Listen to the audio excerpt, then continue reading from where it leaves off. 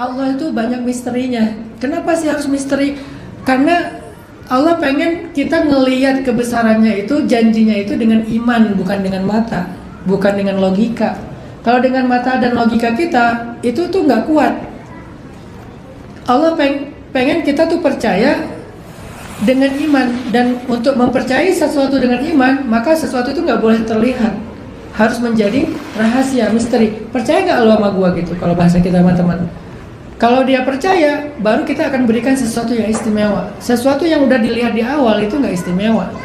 Surprise, sesuatu yang dirahasiain biasanya istimewa. Nah, keajaiban itu biasanya ada dalam teka-teki misterinya tauhid. Sehingga untuk bisa mendapatkannya, kita perlu nomor satu kalau pengen dapat keajaiban. Apa yang disebut dengan istilah as-siqah billah, percaya sama Allah. Lebih spesifiknya percaya sama janji Allah. Karena as-siqah ini sering dibahas berkaitan dengan janji. Dia kalau dalam pergaulan orang Arab tuh suka bilang gini, rajulun lahu siqah. Itu orang yang dia itu punya siqah, punya, bahasa kita tuh amanah, bisa dipercaya gitu. Nah itu namanya siqah. Anak asyiqu bihi, saya percaya sama dia. Nah ini namanya yakin. Nah dalam Islam, dalam akidah ada yang namanya as-siqah billah, percaya sama Allah, percaya sama janji Allah. Itu penting untuk mendapatkan keajaiban teman-teman. Apa contohnya? Contoh yang paling mudah untuk kita dapetin adalah Nabi Musa alaihissalam. Ketika Nabi Musa diutus oleh Allah, Allah mengatakan idhab ila fir'aun innahu tagha. Pergilah kamu dakwahi Firaun, dia itu kejam sekali, dia itu durhaka sekali, dia itu sangat arogan, sangat zalim, terutama kepada Bani Israel. Idhab ila fir'aun. Nabi Musa nggak terlalu pede nih menghadap Firaun. Pertama, Nabi Musa punya cerita dengan Firaun kan. Beliau pernah diusir, dikejar jadi buron sekian tahun sampai lari ke Yordania, dulu namanya Madian. Lari ke Madian. Sekarang baru mau balik dari Madian, kata Allah idhab ila Firaun, coba kamu dakwahin Firaun. Ini tuh nggak bikin Nabi Musa tenang. Bukan Nabi Musa takut, Nabi Musa bukan tipe penakut. Karena Nabi Musa itu terkenal sebagai nabi yang paling kuat. Kalau sahabat tuh kayak Umarnya. Jadi Umarnya para nabi itu adalah Nabi Musa. Kebayang ya Umar kayak gimana ya? Nabi Musa lebih dahsyat daripada Umar. Jadi nggak mungkin takut. Terus alasannya kenapa? Kayak nggak tenang kalau Firaun itu mau menerima dakwah Musa. Nggak yakin bahwa Firaun itu mau menerima dakwah Musa. Dan nggak yakin juga kalau Firaun itu akan membiarkan Musa hidup di Mesir, pasti akan dibunuh, akan dicelakai dan seterusnya. Sehingga Nabi Musa mengatakan asyrikhu fi amri wa kay nusabbihaka katsira wa nadhkuraka katsira. Pengen dapat seorang wazir, waj'alli waziran min ahli Haruna akhi ushdud bihi azri wa asyrikhu fi amri kay nusabbihaka katsira dan seterusnya. Ya Allah, beri saya seorang teman, pendamping, yaitu Harun, saudara saya. Lalu Allah berjanji. Apa janji Allah? La takhafa inni ma'akuma asma'u wa ara. Janganlah kalian berdua takut, Musa dan Harun. La takhafa, janganlah kalian berdua khawatir, takut. Ini sesungguhnya aku ma'akuma, bersama kalian berdua, asma'u wa ara, aku mendengar dan melihat. Ini janji Allah sebelum Nabi Musa mendatangi Firaun. Inni ma'akuma, aku bersama kalian, aku bersama kalian. Itu janji Allah. Mirip seperti kalimat Allah kepada Nabi Muhammad ketika Nabi Muhammad dalam perjalanan hijrah. Abu Bakar khawatir terhadap keselamatan Nabi Muhammad, mengatakan kita cuma berdua, gimana nih? Kata Nabi, ya Abu Bakar, ma dhannuka bitsnain Allahu tsalisuhuma la tahzan innallaha ma'ana. Wahai Abu Bakar, kenapa kamu pikir kita cuma berdua? Bukankah Allah yang ketiga? Dan Allah, jangan khawatir, Allah bersama kita. Nah, Di sini ada kalimat yang mirip yaitu bersama. Allah berjanji, inni ma'akuma asma'u wa ara. Aku bersama kalian, aku mendengar, aku menyaksikan, melihat. La tahzan, la takhaf. Udah gitu terjadilah adegan yang kita tahu, dakwah Nabi Musa kepada Firaun ditentang, terjadi masalah segala macam. Puncaknya Nabi Musa harus membawa Bani Israel pindah dari Mesir ke Palestina. Perjalanan yang panjang sampai kemudian terjadi masalah di perbatasan karena mereka harus melintasi laut, nggak ada kapal, nggak ada perahu, nggak ada rakit. Mereka nggak punya waktu untuk membuat rakit. Di belakang mereka tentara Firaun, di depan mereka lah laut. Saat itulah Bani Israel ngeluh, teman-teman. Apa keluhan Bani Israel? Ya Musa, kata mereka, bagaimana cara kita akan selamat hari ini? Siapa yang memberi kita pertolongan dan seterusnya? Mereka ngeluh kepada Nabi Musa. Tahu nggak apa jawaban Nabi Musa yang sangat luar biasa? Ini menjadi kunci terjadinya keajaiban. Jadi jangan cuma melihat adegan laut terbelah, tapi coba cari tahu gimana cara laut itu bisa terbelah. Ternyata kuncinya adalah kalimat Nabi Musa ketika Bani Israel mengeluh. Apa kalimat Nabi Musa? Kalla inna ma'iyya rabbi sayahdin. Ketika orang-orang Bani Israel bilang, gimana nih, siapa yang nolong kita? Kok kita kayak gini, kita terlantar, kita gak punya jalan keluar? Jawaban Nabi Musa, kalla, gak sama sekali seperti yang kalian ucapkan. Percaya banget gitu. Kalau la, tidak. Kalla itu yakin sekali, tidak sama sekali. Kalla, inna ma'iyya rabbi, sesungguhnya bersamaku ada Robku. Kalimat yang tadi Allah janjikan. La takhafa, inni ma'akuma asma'u wa ara. Jangan takut, aku bersama kalian melihat, mendengar dan melihat bersama. Sehingga Nabi Musa pegang kalimat itu. Begitu mentok, Nabi Musa bilang, kalla inna ma'iyya rabbi sayahdin. Enggak sama sekali seperti yang kalian katakan. Sesungguhnya bersamaku ada Robku dan sayahdin. Robku itu akan memberikan jalan keluar, akan memberikan petunjuk kemana kita harus selamat. Setelah Nabi Musa mengatakan kalimat kalla inna ma'iyya rabbi sayahdin, Allah berfirman, wahai Musa, pukullah tongkatmu ke batu di depanmu. Dipukul, kemudian laut terbelah. Itulah petunjuk Allah. Itulah jalan yang Allah berikan kepada Musa. Akhirnya mereka melintasi, dan bukan hanya sampai selamat ke ujung jalan, ke tujuan, tetapi juga sekaligus memberikan mereka kemenangan atas Firaun, di mana Firaun dan bala tentaranya ngikut. Lalu Allah tenggelamkan, sehingga mereka mendapatkan dua kebaikan. Satu, mereka sampai ke tujuan dengan selamat. Yang kedua, mereka berhasil memenangkan atau mendapatkan kesuksesan atas Fir'aun. Itu namanya keajaiban. Apakah keajaiban ini hanya milik para nabi? Enggak, teman-teman. Keajaiban itu bukan hanya haknya para nabi. Keajaiban itu haknya semua orang yang percaya. Bahasa lainnya mukmin, orang yang beriman, orang yang istiqomah, orang yang yakin dengan janji Allah. Semua mereka dapat keajaiban, cuman namanya beda-beda. Kalau keajaibannya para nabi, istilahnya mukjizat. Kalau keajaibannya orang soleh, para ulama, istilahnya karamah. Kalau keajaiban di zaman kita, orang yang mungkin gak selevel mereka, tetap dapat keajaiban, cuman istilahnya maunah. Tetap dapat keajaiban. Kita nggak mengklaim bahwa kita bisa mendatangkan mukjizat, nggak kayak gitu juga sih. Tapi apakah kita bisa dapat keajaiban seperti Musa? Bisa, tapi bukan ngebelah laut, ngebelah hatinya si dia bisa.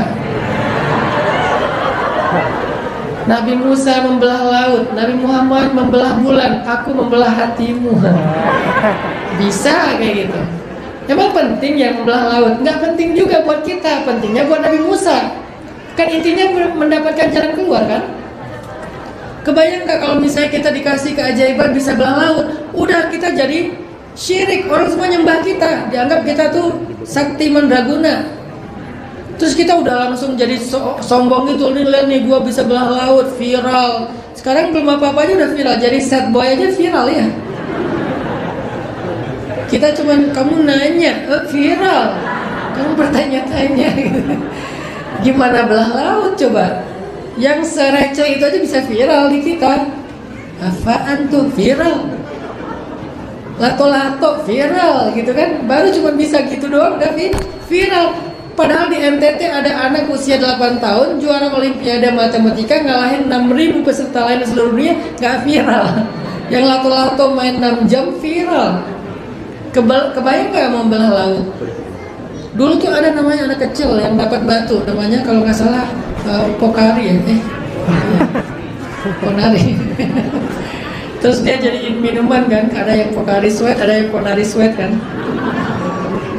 Minumannya bisa, itu kan gitu kan. Artinya kalau misalnya kita dikasih kesempatan bisa belah laut kayak Nabi Musa, udah sombong pasti, nggak siap mentalnya. Makanya yang dikasih cuma Nabi Musa, karena beliau nggak akan sombong. Lalu siapa pernah belah laut? Enggak, Nabi Musa nggak pernah ngomong kayak gitu. Karena beliau seorang Nabi, udah siap mental. Intinya adalah solusi, intinya adalah jalan keluar, petunjuk dari Allah. Itu yang dimaksud dengan keajaiban Nabi Musa. Nabi Ibrahim alaihissalam, ketika beliau ada di tengah-tengah bara api, malaikat Jibril turun menawarkan pertolongan kepada Ibrahim. Kata malaikat Jibril, ya Ibrahim, halaka hajah? Wahai Ibrahim, bahasa Ibraninya Ibrahim. Wahai Ibrahim, apakah kamu butuh bantuan? Kata malaikat Jibril. Apa jawaban Nabi Ibrahim? Amma ilaika fala. Kepada kamu Jibril, enggak, saya enggak butuh apa-apa. Hasbi Allah wa ni'mal wakil. Karena cukup bagi saya Allah sebaik-baik penolong. Ketika Nabi Ibrahim mengatakan kalimat thiqah kepada Allah, percaya sama Allah bahwa Allah enggak mungkin mencelakai hambanya ini yang sudah bertauhid kepadanya, yang berserah kepadanya, maka Allah langsung berfirman, ya nar, kuni bardan wa salaman ala Ibrahim. Wahai api, jadilah kalian sejuk dan selamat untuk Ibrahim. Ini keajaiban.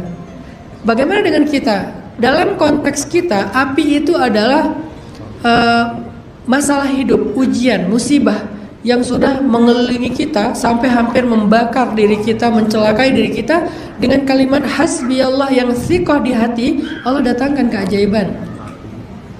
Apa masalah kita? Dan saya ngalamin itu banget dalam hidup. Saya pernah sangat bukan terpuruk ya, sangat sulit, sangat susah. Saya pernah makan sampah saking laparnya itu pernah. Saking lapar makan sampah itu pernah. Tapi apakah kemudian nggak punya hak untuk sukses? Secara akademik saya nggak sukses-sukses banget seperti Prof. Aziz. Karena saya bukan orang yang kayaknya cocok dengan dunia akademisi. Cocoknya itu programming, out of the box, anti mainstream, yang nggak common, yang kayak gitu-gitu cocoknya. Akhirnya secara akademik saya nggak sukses, pas dapat nilai jelek, apakah masa depan saya suram? Enggak, saya nggak percaya itu. Kenapa? Karena akademik itu kan lebih ke salah satu cabang ilmu. Sementara saya punya interest mungkin di bidang ilmu yang lain, nggak cocok di bidang itu. 87% mahasiswa Indonesia yang saya baca di riset salah milih jurusan. 87%, ada sekian juta mahasiswa Indonesia di seluruh dunia, 87% mereka adalah salah milih jurusan. Ini nggak punya hak untuk sukses, punya dengan keajaiban. Ada teman saya yang dia resign dari sebuah pekerjaan yang dia ngerasa 2 tahun pertama adalah fase ujian. Tapi dia percaya Allah pasti ngasih dia yang lebih baik daripada yang udah dia tinggalkan. Karena saya nggak meninggalkan itu kecuali karena Allah, Ustadz, katanya. Saya percaya Allah pasti ngasih ganti yang lebih baik. Setelah 2 tahun dia bikin usaha hijab. Sekarang penjualan jilbab hari 10.000 piece sehari. Sehingga aja saya kalau ngeliat dia lagi di Paris, lagi di Roma, lagi di California, lagi di Seoul, entah di mana-mana keliling aja, jarang di Indonesia malah. Kemana-mana bawa sepeda, hobi dia pengen bersepeda di bagasi, terus nanti pas sampai negara itu dia sepeda keliling di spot-spot landscape yang bagus, yang ikonik, dia bikin video konten segala macam. Saya ngerasa oh ini yang Allah udah janjikan ke dia. Begitu dia tinggalin sesuatu yang dia nggak yakin halalnya, lalu dia berubah untuk menjadi lebih baik. 2 tahun dia sabar, setelah 2 tahun bertahap, kemudian sampai sekarang dia sudah settle bisnisnya. Ada yang kayak gitu, yang ngelamar kerja jadi polisi, ikut akademi kepolisian. Tahap pertama lulus, tahap kedua gagal. Dari kata dia sekitar 30 orang yang satu barak sama dia, cuman dia yang gagal. 29 lagi lulus. Orang Padang, teman saya di Tanah Abang. Kemudian gara-gara dia udah yang alhamdulillah selamat, ada yang jadi kapolsek, ada yang jadi apa gitu. Pas ketemu reuni ada kurang dari 10 orang lah, tinggal sedikit sih. Reuni cerita, kamu sekarang jadi apa? Alhamdulillah aku sekarang dagang gini. Ternyata setelah tahu cerita mereka, dia jadi bersyukur dulu gagal di akademi kepolisian karena jadi pengusaha. Ini bukan tentang mana yang lebih baik ya, tapi ternyata nggak selalu yang kita nggak dapetin itu berarti akhir dari segalanya, nggak kayak gitu teman-teman.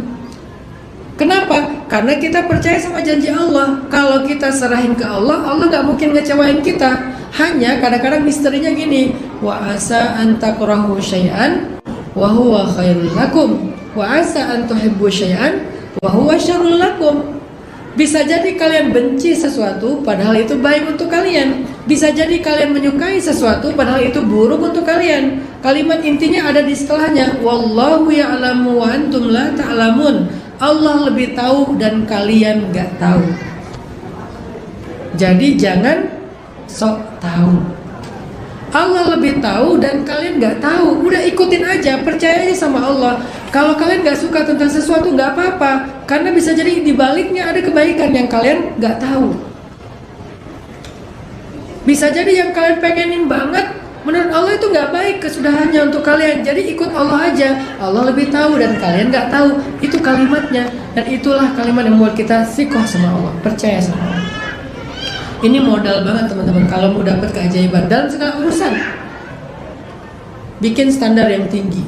Namanya juga keajaiban, kan di luar batas kemampuan kita. Contoh cewek-cewek nih yang masih single. Ya Allah, spek suami saya itu ya minimal jungkook lah. Atau kalau di sini nggak jungkook ya J-pop ya. Nggak tahu siapa artis J-pop yang glowing ya, jungkook. Atau suami saya speknya tingginya pemain basket lah. Bikin standar yang tinggi. Boleh nggak usah gitu? Boleh. Nanti Allah akan memberikan yang sama atau lebih baik. Nggak mungkin di bawah itu. Nggak mungkin di bawah itu, karena konsep doa itu gini, dikabulkan itu dengan 3 cara. 1, dikabulkan persis seperti yang kita minta. 2, dikabulkan dengan diganti dengan yang lebih baik dari yang kita minta. Kan ini yang lebih baik ya. Yang ketiga, diganti dengan dihindarkan dari musibah yang seperti yang kita inginkan. Artinya dalam sesuatu yang kita minta itu ada musibah, Allah hindarkan. Bisa kayak gitu juga.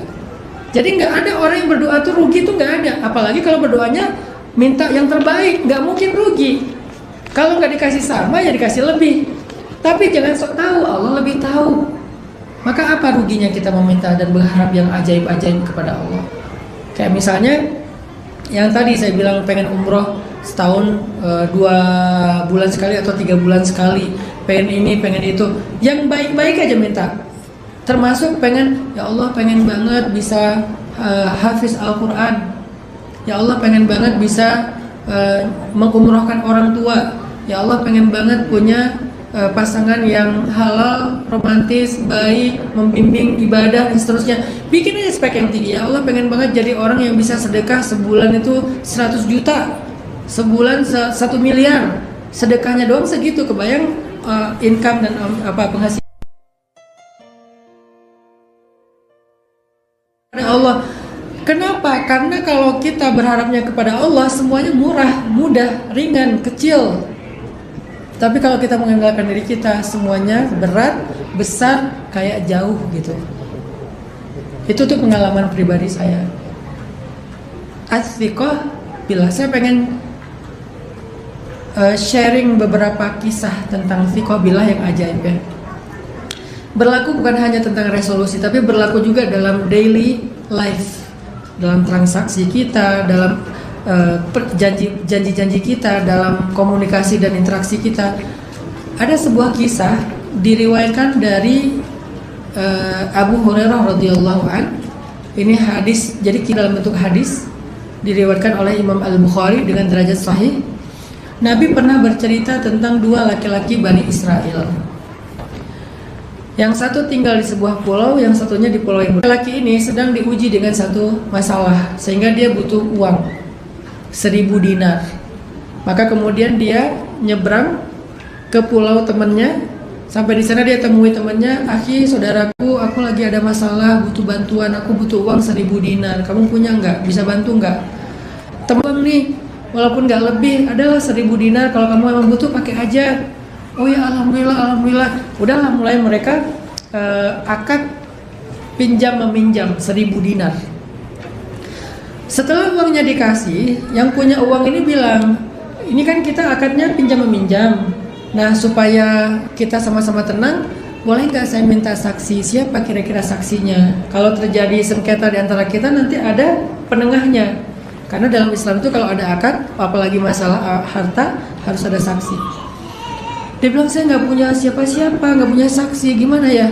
Gimana kalau Allah aja yang jadi saksi?" Tanya yang berhutang. Kata orang, boleh. Dia semangat banget ketika melibatkan Allah. Allah sebaik-baik saksi. "Wa kafa billahi syahida," kata dia. Cukuplah Allah sebagai saksi. Udah nggak butuh yang lain. Kalau kita pasti akan ada kata tapi. Iya sih, Allah sebagai saksi lah yang mengunci keajaiban. Kalau mau membuka keajaiban, hilalau, gimana kalau, dan seterusnya. Nggak ada kata, nggak ada koma, titik. Cukup, Allah udah cukup. Kita bilangnya hasbi Allah, tapi hasbi Allah, gimana kalau? Iya sih. Ini hasbi Allahnya nggak titik nih. Lalu ketika kita bilang hasbi Allah, kita kunci lagi tuh, nggak kebuka tuh pintu keajaiban. Orang ini mengatakan, ketika ditanya, "Gimana kalau Allah jadi saksi?" Oh, boleh. "Wa kafa billahi syahida," cukup Allah sebagai saksi. Cukup itu artinya nggak butuh yang lain. Kalau masih butuh yang lain, nggak cukup namanya. Kita bilang, "Cukup 10.000, cukup." Tapi kalau ada lebih, ya nggak apa-apa sih, nggak cukup. Kalau bilang cukup gitu aja, itu namanya cukup. Misalnya mau kemana gitu, mau belanja, kata suami, "Mah butuh berapa?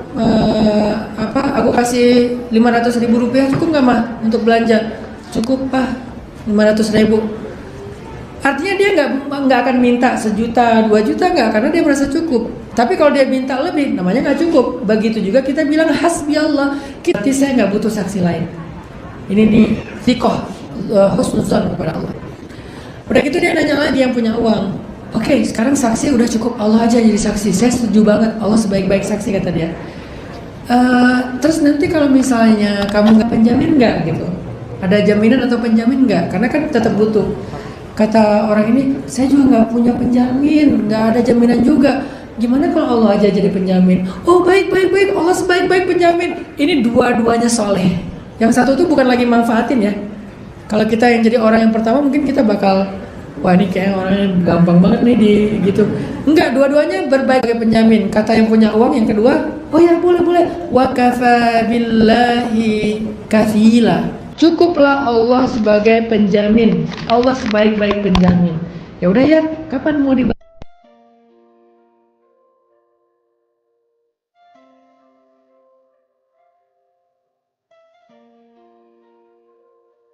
Jatuh tempo, akhirnya dia udah bisa mau ngembaliin uang 1.000 dinar. Mulailah dia siap-siap mau nyebrang, ngembaliin uang 1.000 dinar di hari yang dia janjiin. Di seberang yang punya uang tadi udah nunggu juga. Hari ini dia udah berjanji mau balikin uangnya. Insya Allah hari ini saya udah punya 1.000 dinar untuk kebutuhan saya. Dan dia orang baik, tepat janji, amanah, insya Allah pasti dia datang. Yang ini, insya Allah hari ini saya pengen balikin uang dia, pasti dia udah nunggu-nunggu, saya nggak pengen ngecewain dia. Udah siap-siap nih mau nyebrang. Ternyata qadarullah terjadi badai, kata Nabi.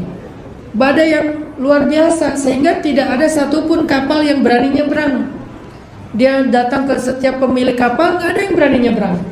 Dia nanya kapan kira-kira bisa nyebrang, belum tahu, bisa 2 hari, 3 hari tergantung badainya. Dia sedih, ngerasa nggak bisa menepati janji. Dia berdiri di pantai, dia ngelihat ke langit, dia bilang, "Ya Allah, beberapa waktu yang lalu ketika saya butuh uang, saya minta bantu saudara saya, dia dengan sangat ikhlas membantu saya, nggak mengharapkan apa-apa selain ridhomu. Lalu ketika dia nanya siapa saksinya, saya katakan bagaimana jika Allah, dia katakan Allah sebaik-baik saksi. Dia tanya siapa penjaminnya, saya nggak punya penjamin, saya katakan gimana waktu untuk membayar, hari ini adalah waktu yang saya janjikan, bukan dia yang saya. Kalau saya dapat musibah, berarti Allah mau mengganti satu nikmat dengan nikmat yang lebih besar dan yang lebih baru." Contoh yang saya pernah saya cerita tuh, motor saya hilang. Motor baru beli, harganya sekitar 16 juta. merek tertentu. 16 juta, kecil sih motor matic kayak gitu. Baru beberapa bulan saya simpan di carport, nggak di garasi. Pas subuh mau keluar ke masjid ngelihat gerbang saya udah kebuka, gemboknya udah rusak. Pas saya ngelihat kanan kiri, motor saya udah nggak ada. Saat itu juga saya angkat tangan ke langit. Sebelum saya cari lapor polisi segala macam, saya angkat tangan ke langit dulu. Kenapa? Saya lapor Allah dulu sebelum lapor ke yang lain. Apa lapornya? Doa yang diajarkan Nabi kepada Abu Salamah. Allah jurni fi musibati wa khluf li khairan minha. Ya Allah, beri saya pahala dalam musibah saya, beri saya ganti yang lebih baik darinya. Kata Nabi, tidaklah seseorang membaca doa ini ketika dapat musibah kecuali Allah ganti musibahnya dengan nikmat yang lebih besar. Saya percaya dengan kata Nabi. Sehingga saya baca, Allahumma ajurni fi musibati wa khluf li khairan minha. Baru saya cari mana motor saya. Nggak nemu, karena udah beberapa jam yang lalu. Selang seminggu kemudian, ada teman saya dari Surabaya datang, pengusaha. Dia bilang, Ustadz, saya punya nazar. Padahal saya nggak posting kalau hilang motor, nggak update status juga, nggak story. Kalau saya story kan berarti saya kayak woro-woro ke orang ya. Jadi pada tahu kan. Ini saya pengen diam aja. Yang tahu cuma istri doang, keluarga. Yang lain nggak ada yang tahu, teman-teman nggak ada yang tahu saya hilang motor. Selang seminggu kemudian datang teman saya dari Surabaya, pengusaha. Dia bilang, Ustaz, saya punya nazar. Nazar apa, Mas? Saya kalau dapat keuntungan sedikit, rezeki sedikit dalam usaha saya pengen ngasih Ustaz hadiah motor. Saya bilang, oh alhamdulillah. Kan kalau nazar mah hutang ya, harus ditunaikan. Oh iya Ustaz. Saya dalam hati, wah ini nih ganti yang seminggu lalu, seminggu doang jaraknya. Terus kata dia, Ustaz butuh motor apa? Oh enggak, terserah aja, terserah. Padahal saya udah punya spek. Terserah. Kenapa? Saya pengen nguji nih. Bukan nguji Allah ya, nguji saya tuh layak gak dapat itu. Apakah doa saya tuh ada penghalang apa enggak gitu. Bukan Allahnya gak tepat janji. Akhirnya, ya udah ikut saya ke showroom Ustaz. Gak usah, Mas aja sendiri. Saya nerima apa aja gitu. Dia pergi ke showroom, saya langsung wudhu, bentang sajadah, saya sholat hajat. Beres sholat hajat, doa, ya Allah, 155 cc. Yang tadi kan 115, sekarang saya minta 155 cc, warnanya hitam, yang bagasinya muat lemari itu yang agak gede tuh, harganya sekitar 31 juta. Please ya Allah. Habis sholat hajat, dia datang bawa persis speknya seperti yang saya doain. Masya Allah, 155 cc, warna hitam, bagasinya gede, harganya 31 juta. Ya itulah pokoknya. Udah selesai, ternyata belum beres. Kejutan dari langit teh. Sebulan kemudian datang lagi teman saya dari Purwakarta, pengusaha juga. Nggak tahu juga saya hilang motor. Dia bilang, Ustaz, saya udah lama pengen ngasih hadiah Ustaz motor. Nggak ada yang datang bilang mobil ya.